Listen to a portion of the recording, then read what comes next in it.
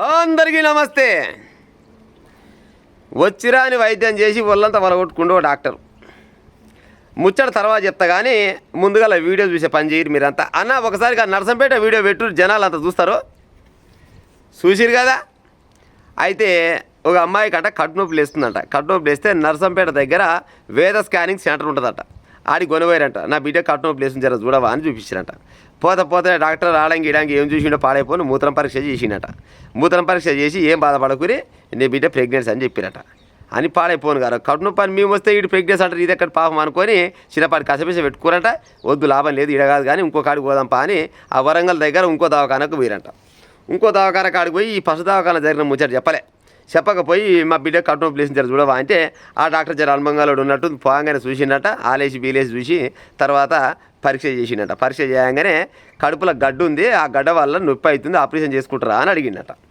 అనగానే ఆపరేషన్ తర్వాత చేసుకుంటాం కానీ ముందుగా అయితే గడ్డే పక్క ఉందా సార్ అంటే ఆ గడ్డే ఉంది అనగానే అనగానే కాగితం మీద రాసి ఇచ్చిండట.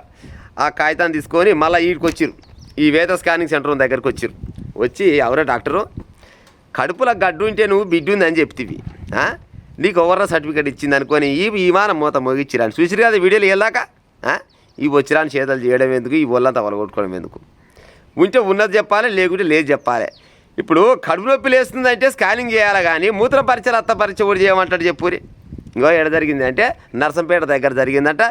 డాక్టర్ మాత్రం పొట్టు పొరక కొట్టిరులా.